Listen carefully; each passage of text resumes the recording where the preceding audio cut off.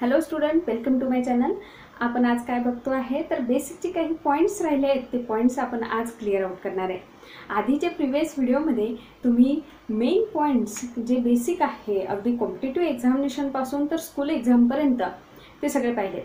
आता आपण तेच कंटिन्यू करतो आहे आणि काही पॉईंट्स जे राहिले होते ते शिकतोय. सर्वात पहिले आहे LCM अँड HCF. मग LCM आणि HCF काय असतं, ते कसं फाइंड करतात, त्याचे वे बरेच आहेत.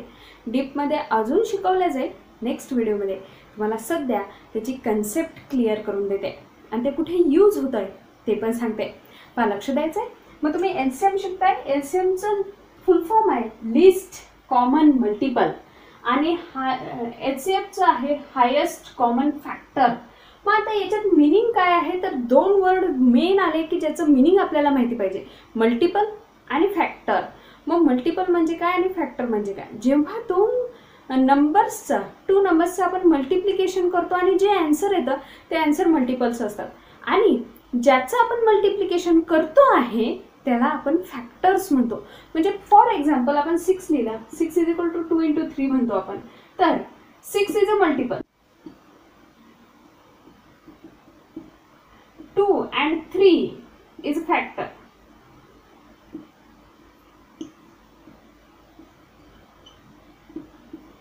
मग काय झालं तर 2 आणि 3चं मल्टिप्लिकेशन 6 आहे म्हणून 6 मल्टिपल झाला आणि 2 आणि 3 त्याचे काय झाले, फॅक्टर झाले.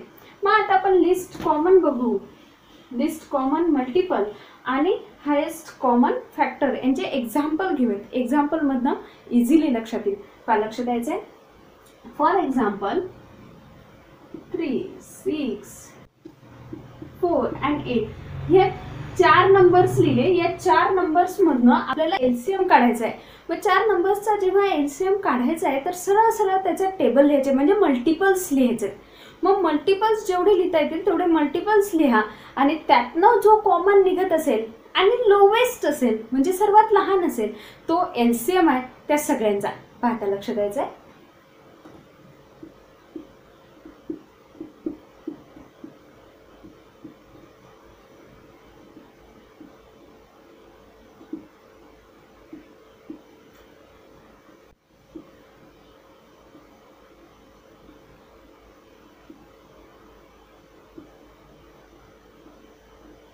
So on.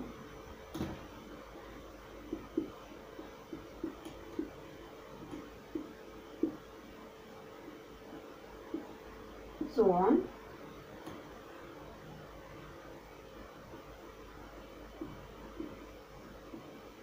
So on. आता हे मी टेबल लिहिले म्हणजेच काय लिहिले, मल्टिपल्स लिहिलेत. जसं 3 इंटू 2 केलं तर 6 येत आहे. म्हणजे जे काही आहे टेबलमध्ये जे नंबर्स येतात ते मल्टिपल्स असतात. मग हे मी मल्टिपल्स लिहिलेत. मग आता यातनं कॉमन कोणते निघतात ते पाहूयात पटापट. आता लक्ष द्यायचं आहे. इथं तो कोणताच कॉमन येत नाही. इथे पण कॉमन दिसत नाहीये. इथे 12 आहे, इथे 12 आहे, इथे 12 पण खाली 12 दिसत नाहीये 8च्या टेबलमध्ये. त्याच्यामुळे 12 कॉमन निघणार नाही.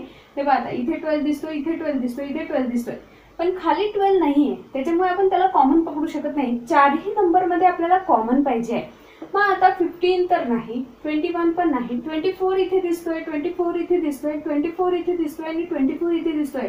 याचा अर्थ कॉमन मध्ये आलाय की कॉमन 24 येतोय.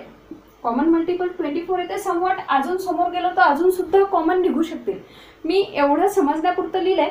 मग आपला कॉमन 24 आलाय आणि तो लिस्ट पण आहे. याच्या आधी कोणताच कॉमन निघाला नाही, मग तो लिस्ट पण आहे. त्याच्यामुळे LCM ह्या सगळ्या नंबर्सचा LCM काय झाला तर LCM झाला 24, कारण तो मल्टिपल आहे आणि तो लोवेस्ट कॉमन मल्टिपल आहे. हे झालंय त्याचं LCM. आता आपण HCFचं उदाहरण पाहूया की HCF कसं काढावं लागेल. आता काही नंबर्स घेऊयात. कन्सिडर की आपण 6 घेतला,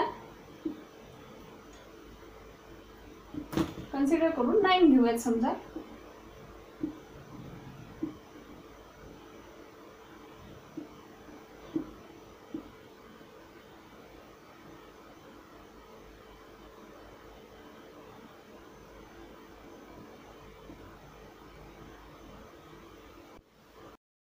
आता पहा, लक्ष द्यायचं आहे. मग आपण HCF काढतोय. HCF काढताना एक एक्झाम्पल घेतलंय मी, त्याच्यामध्ये 9, 108, 405 आणि 117 लिहिलंय.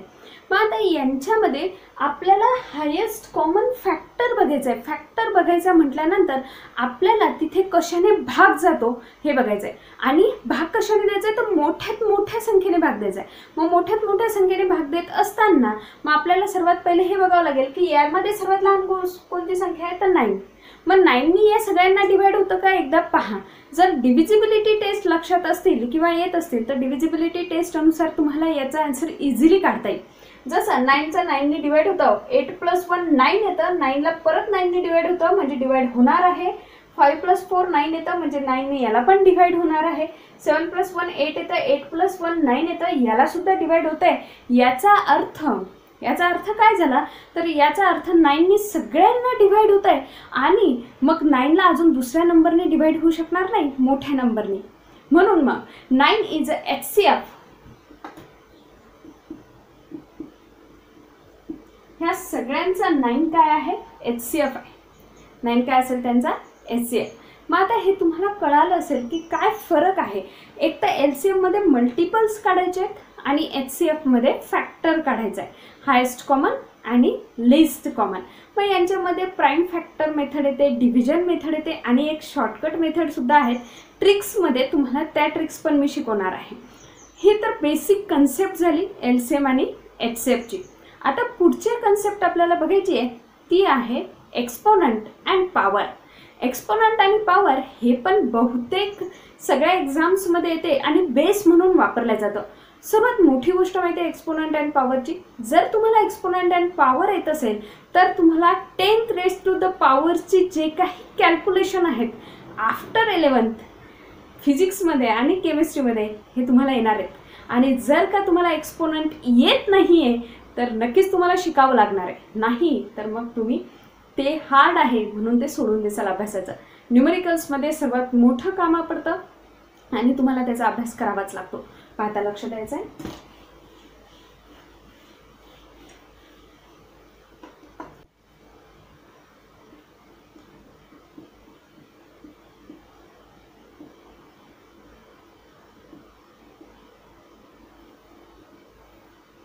एक्सपोनंट अँड पॉवर मध्ये काही रूल्स आहेत. जसं a⁻m multiply by a⁻n is equal to a⁻m plus n. Second, a⁻m divide by a⁻n, a⁻m minus n. Third, 1/a⁻m is equal to a⁻m. Fourth, a/b⁻m is equal to a/m/b⁻m. Fifth, a multiplied by b⁻m means a⁻m multiplied by b⁻m. Sixth, a⁻m raised to power n, that is a⁻m multiplied by n. Seventh, a⁻0 is equal to 1. a⁻0 is equal to 1 and a⁻1 is equal to a. आता लक्ष द्यायचं आहे याचा अर्थ काय आहे. तर याचा अर्थ म्हणजे एक्सपोनंट अँड पॉवर एक्झॅक्टली काय आहे, तर एखाद्या नंबरला त्याच नंबरने मल्टिप्लाय केलं, एखाद्या नंबरला त्याच नंबरने मल्टिप्लाय केलं आणि त्याला जर का शॉर्ट फॉर्ममध्ये लिहिलं म्हणजे पॉवर फॉर्ममध्ये लिहिलं तर त्याला आपण एक्सपोनंट अँड पॉवर म्हणू शकतो. मीन्स पॉवर फॉर्ममध्ये आपण त्याला लिहिलंय. मग एक्सपोनेन्शियल फॉर्ममध्ये लिहिताना कसं लिहिलं जातं, तर एक्सपोनेन्शियल फॉर्ममध्ये हे सगळे लिहिलेत म्हणजे पॉवर फॉर्ममध्ये. आता ते कसे आले आहेत ते बघणार आहे. फॉर एक्झाम्पल घेऊन हे फॉर्म्युले कसे तयार झालेत हे बघायचं आहे आणि नंतर त्याचे एक्झाम्पल पण सोडवायचे. पाहता लक्ष द्यायचं आहे. सर्वात पहिला लिहिला आहे a⁻m multiply by a⁻n is equal to a⁻m plus n. म्हणजेच मी जर 3⁴ लिहिलं मल्टिप्लाय बाय 3⁵ लिहिलं तर बेस सेम आहे. 3 कॉमन आलाय, हा बेस आहे. याचा जो पायाशी लिहिलं जातं त्याला बेस म्हणतात आणि वरती जे लिहिलं आहे त्याला पॉवर म्हटलं जातं. मग आता 3⁴ आणि 3⁵ आलाय तर बेस सेम आहे, हा 3 कॉमन आलाय. 3 कॉमन आल्यानंतर या पॉवरमध्ये काय होते तर या पॉवरमध्ये त्याची ॲडिशन होते आणि ॲडिशन झाली की त्याचा आन्सर येते 3⁹9. मग 3⁹9 का आलं? का आलं म्हटल्यानंतर 3चं 4 टाइम्स मल्टिप्लिकेशन जर केलं सोबत या 3चं 5 टाइम्स मल्टिप्लिकेशन जर केलं तर तो 3 किती टाइम्स आला? 1 2 3 4 5 6 7 8 9 9 वेळा आलाय, म्हणून 3⁹9 लिहावं लागतं. मग त्याला असं न लिहिता, एवढ्या मोठ्या याच्यात न लिहिता त्याचा रूल बनवला आणि रूल तयार करताना बेस जर सेम असेल, मधात मल्टिप्लायचं साइन असेल तर पॉवरची त्याची ॲडिशन होते. आता नेक्स्ट उदाहरण पाहूया. a⁴m डिवाइड बाय a⁴n जर असेल तर 3⁵5 डिवाइड बाय 3⁴4 आहे. तर कसं सॉल्व्ह होईल पहा. 3 × 3 × 3 × 3 × 3 असेल अपॉन 3 × 3 × 3 × 3 मीन्स 4 3 आणि इथले 4 3 पटून जातील, उरलाय 3 मीन्स 1. पॉवर 1 आहे. जर काहीच नसेल तर पॉवर असे 1 असते. मग हे एवढं न सोडवता डायरेक्ट फॉर्म्युलाने 3⁴1 5 - 4 दॅट इज 1. नेक्स्ट आता तुम्हाला जर का इन्व्हर्स करायचं असेल तर इथे जर का असं लिहिलं आहे 1/3⁵5 तर याला निगेटिव्ह मध्ये वरती लिहायचं आहे फक्त 3⁻⁻5. पुढचं 4th रूल जर का असं असेल की 3/5⁴ इज इक्वल टू याची पॉवर सेपरेट करायची आहे. आता याचं ब्रॅकेटचं 4 टाइम्स मल्टिप्लिकेशन म्हणजे 3चं पण 4 टाइम मल्टिप्लिकेशन आहे आणि 5चं पण 4 टाइम मल्टिप्लिकेशन आहे, म्हणून हा रूल बनवलाय. रूल कशासाठी आहे तर रूल शॉर्ट फॉर्म लिहिण्यासाठी दिलेले आहेत एक्सपोनंटचे. पुढचं जर का आपण दोघांचं मल्टिप्लिकेशन बघितलं आणि त्याची पॉवर लिहिली 4 तर ही पॉवर सुद्धा तुम्ही सेपरेट करू शकता फॉर युअर कन्व्हिनियन्स.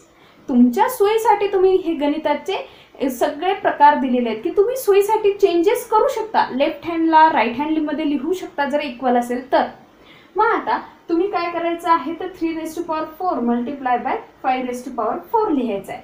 मग आता पुढचं गणित समजा 3⁴4 लिहिला, ⁵5 लिहिलं तर 3⁴4 हे 5 टाइम्स लिहावं लागेल आणि परत 3 × 3 × 3 लिहावं लागेल. त्याच्यामुळे या पॉवरची फक्त मल्टिप्लिकेशन करायचं आहे. 4 × 5 20 येणार आहे.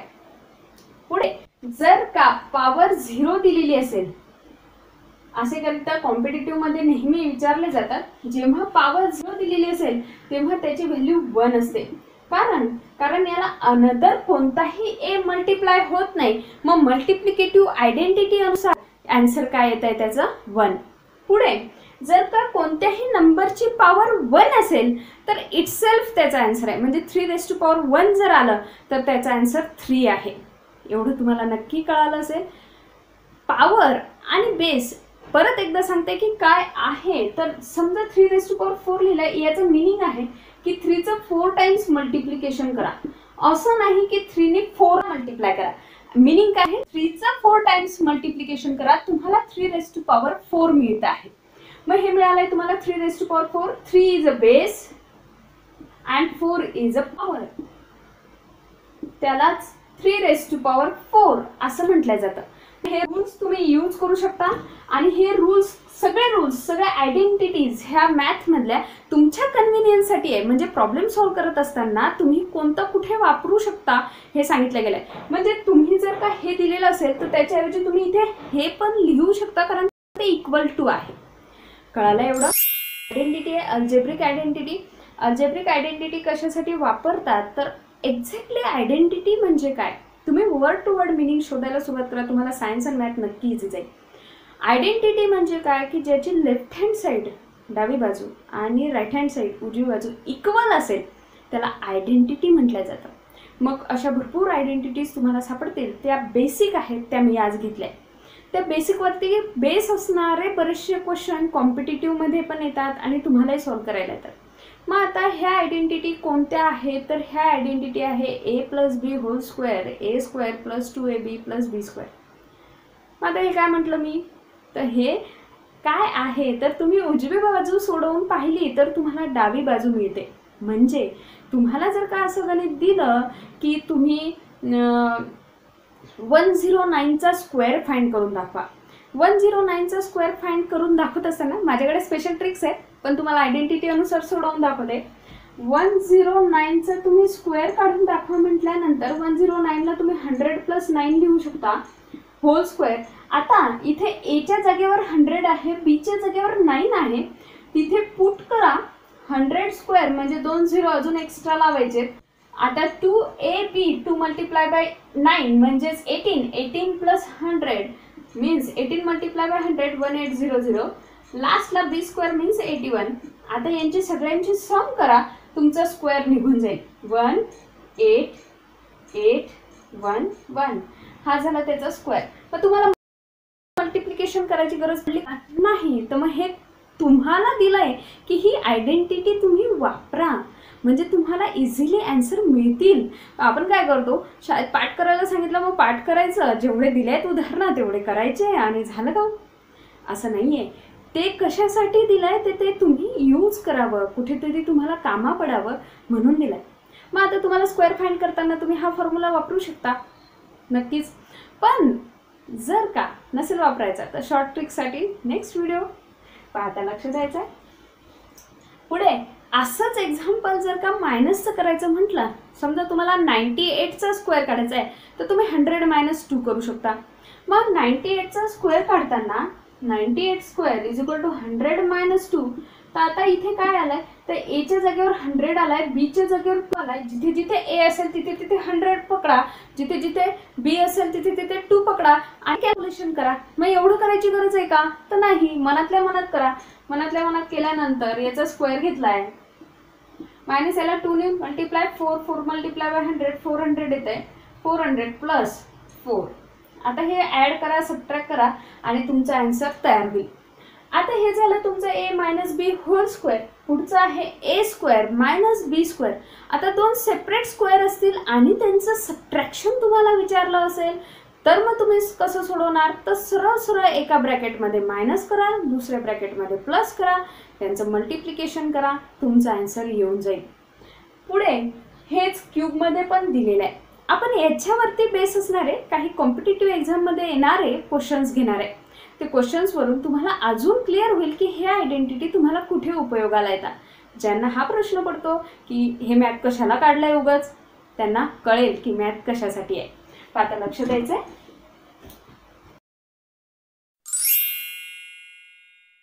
आपल्याला क्वेश्चन असा आलाय की 112 × 112 × 112 - 73 73 73. म्हणजे इथे आलाय 112 क्यूब - 73 क्यूब आणि खाली आहे 112 स्क्वेअर प्लस 112 × 73 + 73 स्क्वेअर. आता इथे काय आलंय, तर वरती क्यूब आलाय आणि खालती एक स्क्वेअर आहे, मदत दोघांचं मल्टिप्लिकेशन आहे आणि दुसरा स्क्वेअर दिलेला आहे. मग आता असं असताना आपल्याला काय करायचं आहे, तर इथे क्यूब आहे पहा, इथे पण क्यूब आहे, इथे पण क्यूब आहे, इथे क्यूब आहे, इथे क्यूब आहे, मदत मायनस साइन आहे. आपण याच्यासारखं त्याला एक्सपांड करू शकतो. मग एक्सपांड न करता मी फॉर्म्युल्यासारखं लिहिते a - b a square + ab + b square. आणि सेम पहा, a स्क्वेअर आलाय, इथे a जो आहे 112, b जो आहे 73, 112 square plus a × b + b square आलाय, म्हणजे a square + ab + b square आलाय. हा ब्रॅकेट कटून जाईल पूर्ण, इथे उरलं फक्त a - b. म्हणजे तुम्हाला काय करायचंय, 112 - 73 करायचंय. काय करायचंय, 112 - 73 करायचंय. 112 - 73 जर केलं तर तुमचा आन्सर येत आहे ते आहे 39. काय येत आहे, 39 आन्सर येत आहे आणि तुमचा आन्सर मिळाला. मग तुम्हाला एवढं सगळं सोडवायची गरज आहे का कॉम्पिटिटिव्ह एक्झामिनेशनसाठी? नाही, तुम्हाला एवढं सगळं सोडवायची गरज नाही. तुम्हाला दिसतंय ना की क्यूब आहे, तर मग क्यूबची आयडेंटिटी आहे, तर हे लक्षात यायला पाहिजे की खालचा ब्रॅकेट सहज कटणार आहे आणि फक्त मायनसमध्ये किंवा प्लसमध्ये आपल्याला त्याची कॅल्क्युलेशन्स करायचे. ह्या झाल्या आयडेंटिटी. एवढं लक्षात ठेवा, आयडेंटिटी तुम्ही कुठेही आणि कशाही वापरू शकता, हे नक्कीच आहे. तुम्ही घाबरत असाल आयडेंटिटीजला तर प्लीज घाबरू नका. थोडासा विचार करा की त्या कुठे वापरता येतील, तुम्हाला नक्कीच आन्सर मिळेल सगळ्या गोष्टींचा.